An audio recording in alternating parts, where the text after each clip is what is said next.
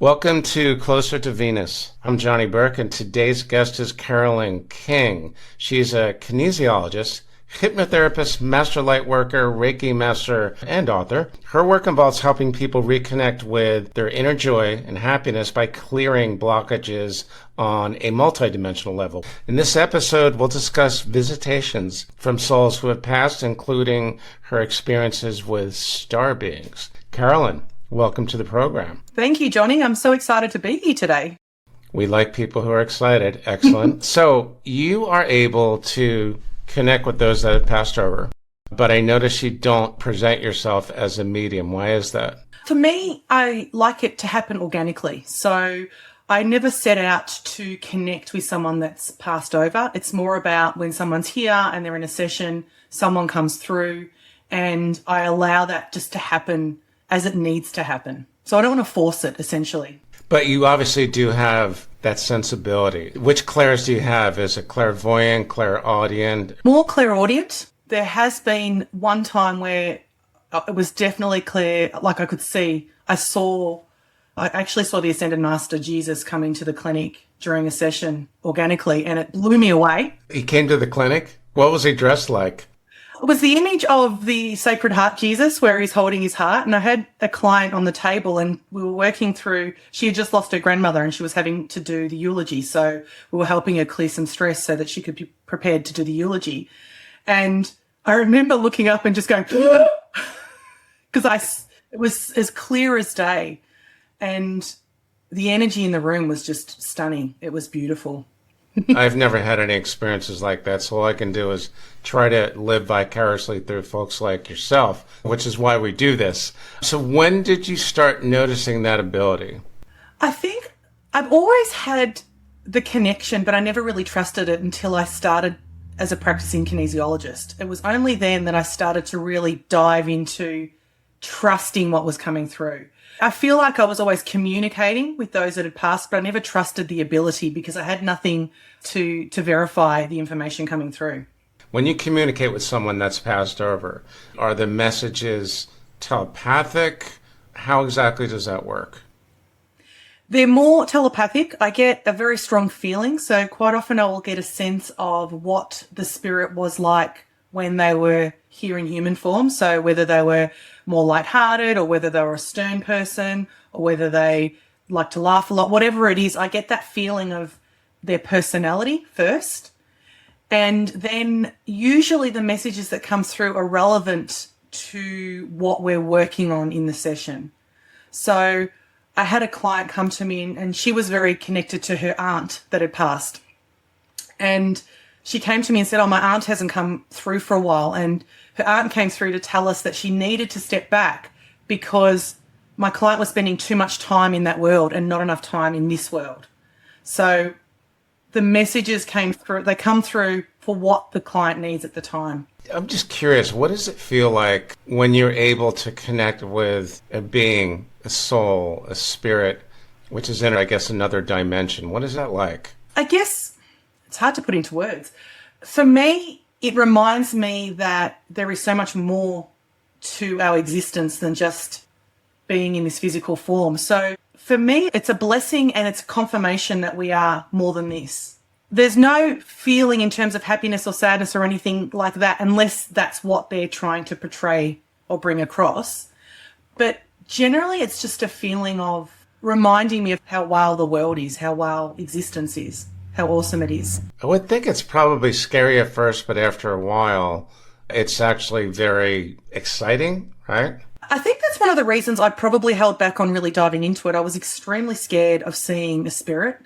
I was scared of them coming across my path and then not knowing what to do.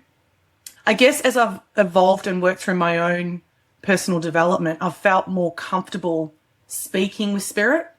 I do occasionally also work with helping people release entities that are attached to them. And every time I've done that, it's always been about connecting with that entity, whatever that entity is, and helping the entity heal before it moves on. We've never forced an entity away. It's more about gaining understanding about why that entity is attached. Is that a really good example of an earthbound spirit, the entity, or is it something else? It is. Okay. Yeah.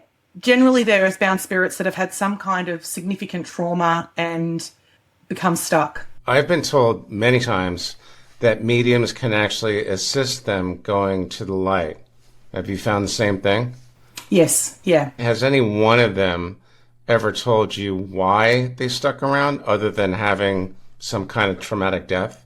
Most of the time, the spirits that I've worked with, it's fear. It's fear of what's on the other side, fear of being judged on the other side for maybe something they did in this existence, fear of nothing being there, fear of no one being there. It's generally a fear of some sort that stops them moving into the light. But you have helped some of those souls go Yes. to the light where they're no longer attached to that person. Very cool. You're solving two problems at once. Absolutely. All right. It's good for people to know. Talk about being a light worker. What actually is a light worker, or are there several different types of light workers? I guess there would be several different types depending on what philosophy people use, but essentially a light worker is someone that works with energy to help raise the vibration of the planet. If we're talking on a big scale, a light worker is someone that brings light to the world in its truest form. How that manifests in terms of when I'm working with clients and things, I'm working with different energies. So I bring in crystals or sound or ascended masters or whatever energy needs to come through. It's essentially healing the lower vibrational energies and lifting the vibration of the person and then the planet through that. I had one speaker not that long ago tell me that what we're doing here on the podcast, of course with the speaker, not just by myself, that is a form of being a light worker. And I had to laugh a little bit because I don't think of myself anything like that. But like you said, it's intended to raise the vibration, right? Which we've heard I don't know how many times. So starseeds, would they be considered light workers as well? Generally, yes. I guess some starseeds aren't aware that they're starseeds. They're still in a little bit of confusion, and in that state, they're not necessarily fully embracing being a light worker because they're confused about why they're here. And when I'm talking about them, I'm talking about the starseeds that don't know where they fit in, the people that are still feeling a little bit confused. These are humans. Starseeds, yeah. Starseeds are those that have come onto this planet from other planets. And they're sent here with a mission, are they not? They are, and sometimes it just takes a little while to remember that. And I know it took me a little bit of time to remember that. It was the feeling of not feeling like I fit in, no one understood me, even within my own family, not feeling like I was meant to be there. That when we're stuck in that feeling, so before we become awakened and really embrace being a starseed and stepping into that power, before that there's a lot of confusion that can go on. So there can be anxiety, there can be depression, isolation.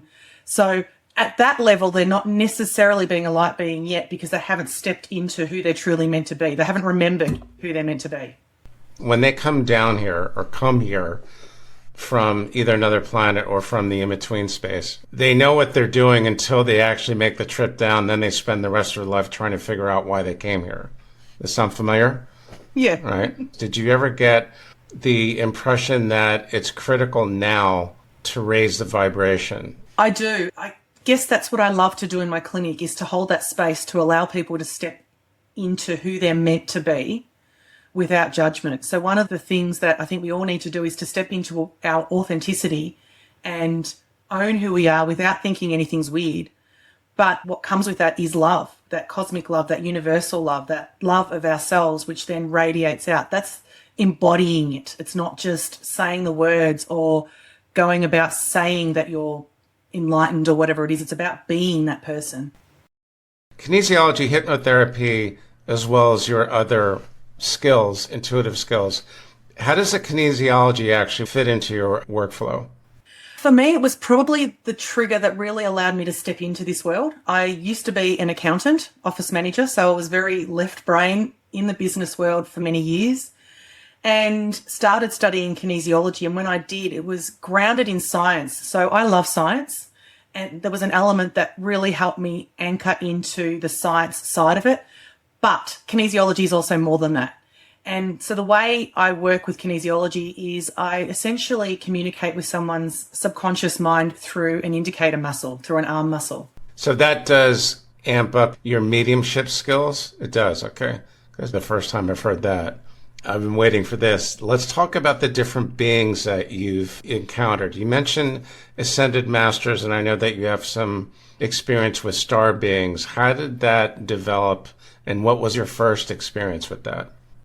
For as long as I've remembered, even from a child, I was always drawn to the stars. I would always look up to the stars, so I knew there was something up there. When I was 16, it was the 1990s. There was no Google. There was no internet. The reference to star beings at that stage was really just Little Green Men, maybe the X-Files, which I did watch. I loved the X-Files back then. I woke up in the middle of the night. I was living with Mum and Dad, and I had two star beings standing in my room, but they weren't little green men. They were tall, slim, blue, greenish colour beings standing in my room. Do you know which race they were? I do now. At the time, I was scared. I'm not going to lie. I was petrified at the time. But they're Arcturian. You also mentioned the ancients. Now, when I first heard about this, the ancients, that kind of reminds me of an ascended master. Are they the same thing, or are they related? Not the entities that I'm communicating with. So a year ago, I had a hypnosis regression experience where I thought I was going to a past life, but I was actually taken to another planet, essentially. And I know it was real because the way it all happened, I know what my logical mind would want me to do, and the way I travelled to this other planet was not something my logical mind would have come up with. So when we were under hypnosis, I actually said to her, a pterodactyl is coming towards me, and which is very random. If I was being consciously aware, I would have said a dragon or something else that I was aware of. A pterodactyl was not something that I thought would come to me in my hypnosis. Anyway, I travelled to, I guess, another planet, and these ancients that I'm specifically working with, and bearing in mind that's just the name that we're giving them, it's not their name. Their name can't be pronounced in our language. So I call them the ancients because they've been around since pretty much the start of the universe. So they've been around for a very long time, and their goal really isn't to interfere with us or to work with helping us like the Arcturians or the Pleiadians. They're here to help us. The ancients are more information gatherers. Okay, so have you come across any of the star races that are not the benevolent kind? I personally haven't. I am aware that they're there. I guess I choose to protect myself from that energy because I don't want to work in that energy. So I believe we can protect ourselves and choose where we place our energy. And I just make sure that my vibration is high. So my belief is that as we raise our vibration, the lower energies, whether they're not nice humans or not nice star beings or whatever else it is, or entities, they're less likely to impact us because we have raised our vibration. Is there a connection between the ancients and the Arcturians, or the Pleiadians for that matter? Yeah, I guess they're all offshoots from the ancients. So whereas the ancients have been around for, I won't say forever, but essentially for a very long time, I guess they're like descendants.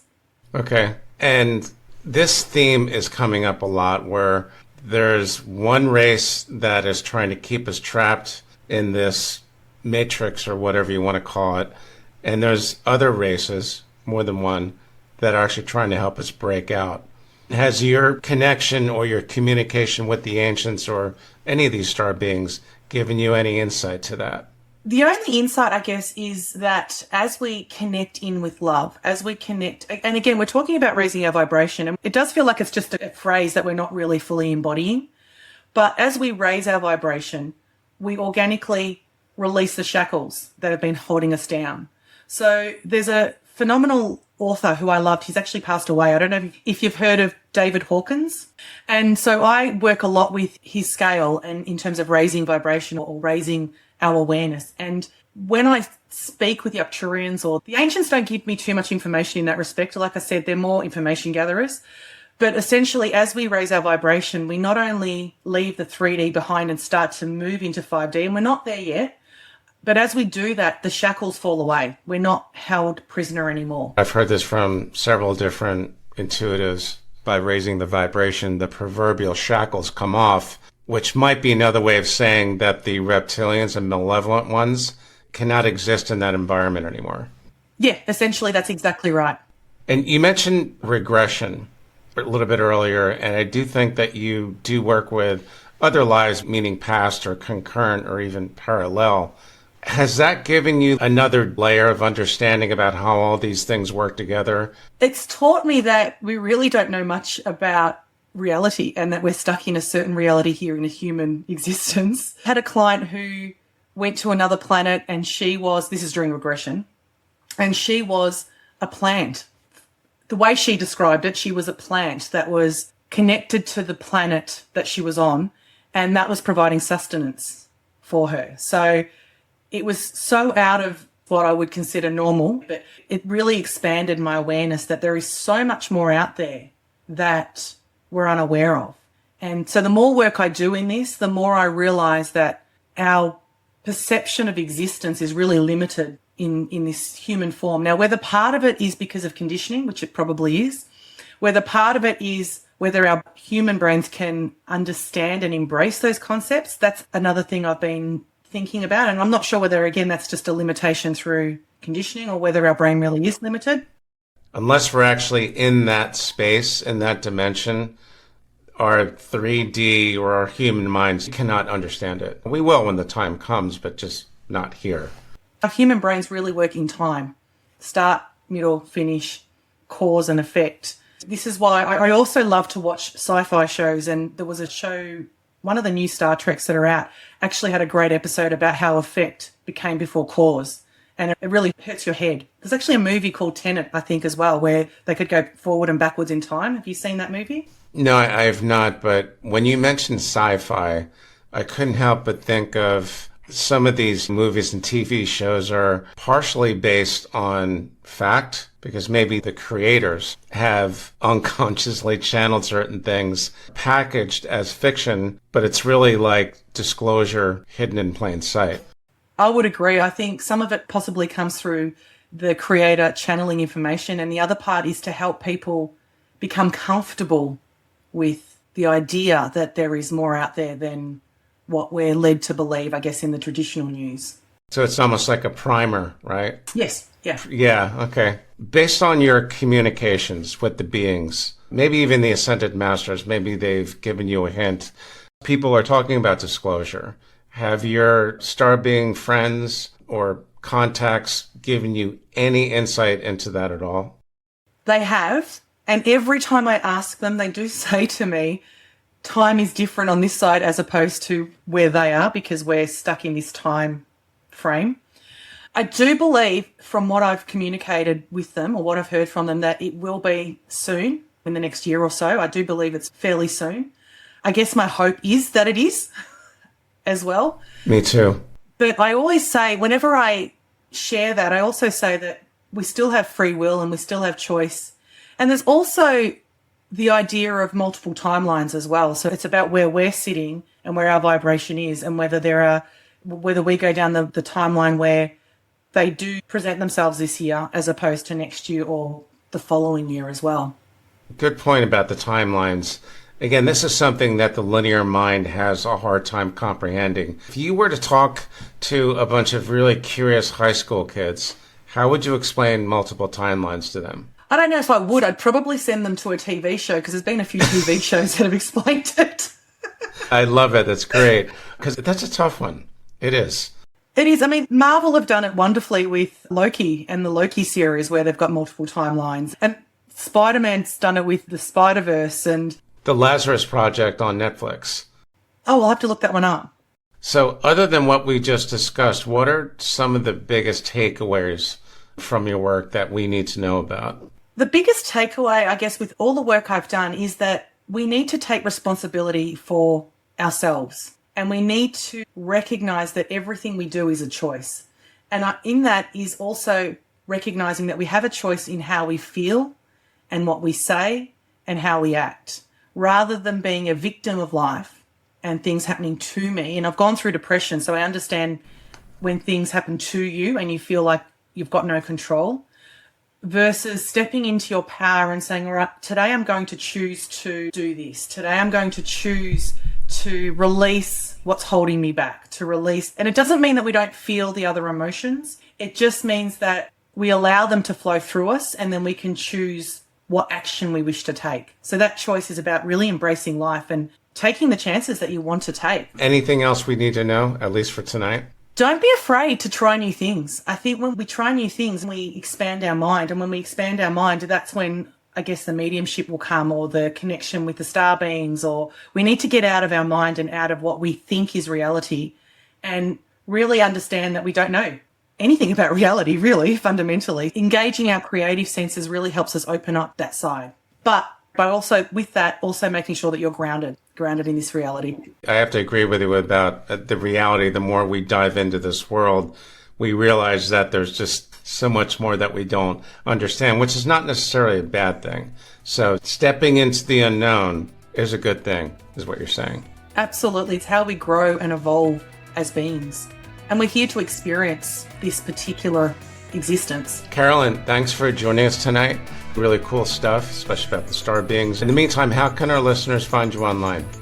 They can go to my website, empoweredhappiness.com, and all my social links are on there. You've been listening to Closer to Venus. I'm Johnny Burke. If you enjoyed today's episode, please consider subscribing. In the meantime, you can find more information on closertovenus.com. Thanks for tuning in, and we'll see you next time.